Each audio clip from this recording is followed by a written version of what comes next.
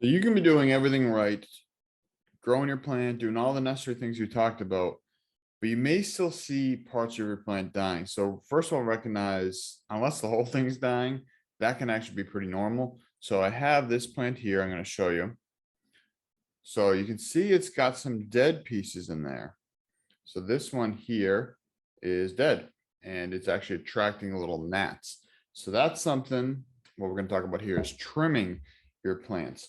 So with the plants, inevitably the strongest will survive. A life wants to live, survival of the fittest. You've heard this a million times before.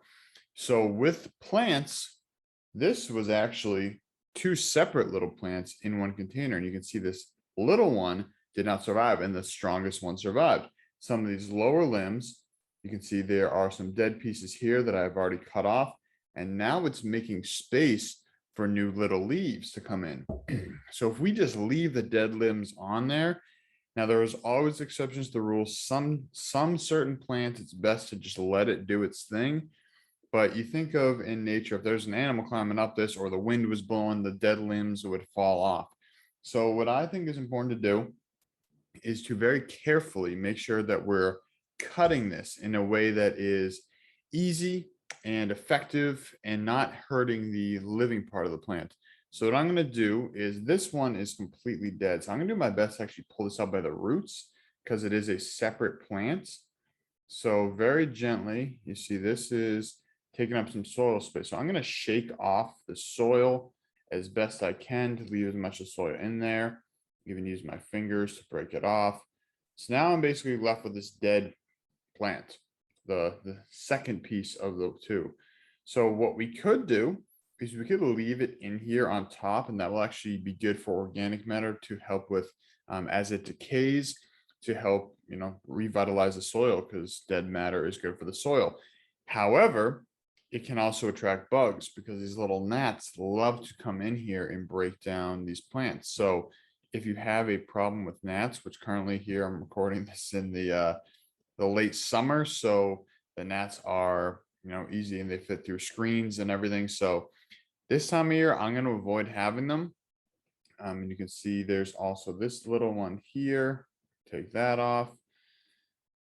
And now for the little dead limbs here, you got to be very careful because it's so close to another living one. So very delicately, I'm actually going to put this down so I can do this with two hands. So coming in here and just chopping off the dead one. So now I got these dead leaves. Again, you can leave them in your pot if you're not having a problem with bugs, but see now that dead one is off and it was actually covering some of the little baby ones that are trying to come in here. And there's some other little dead ones here. And you can try to peel them off with your fingers. That is definitely an option. But I think just to be more precise, it's better to use some scissors, make sure they're sharp scissors so you're not tearing the plant. Because if you're coming in there using your fingers and you're ripping, you can actually rip off some of the protective layer of the stem that it's attached to. So I think it's important to use scissors whenever we can, be as precise as possible. And that way there's less chance of us harming the plant. So I'm just going to come in here and trim all these little tiny leaves. Again, most of the time the leaves are a little bit bigger, like this one here for this plant in particular. But if you can see, there's all these little nodes with tiny little leaves popping out. And so if these were covered by dead limbs, they may be suffocated, not given the space, given the light, given the airflow to be able to grow and flourish. So when it comes to trimming, if you see dead limbs on your plant, that's okay. It could mean if a lot of it's dying and maybe it's getting too much sun, maybe it's not getting enough water, or maybe a combination of both.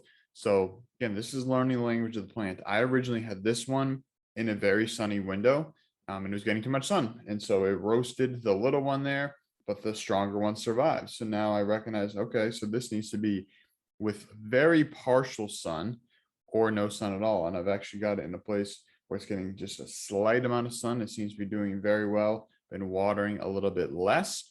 So again, it's constantly playing around, but take off the dead limbs whenever you have the opportunity, because that will help your plant to thrive and flourish. What's up, YouTube? Thanks for watching this video. This is actually a module that I had from the course Houseplant Basics, Your Guide to Healthy, Happy Plants, which is now entirely free on YouTube. So you can see the entire course. It's a mini course with a playlist I have linked here. And if you're into wellness, you're into gardening, you're into plants, Health Connections is the channel for you. So I'd love for you to subscribe. If you found this interesting, would love to hear what you like about it, what you'd like to see more of, and that really helps me to deliver the best content to you. So thank you so much for watching. Have the best day ever, and I'll see you soon.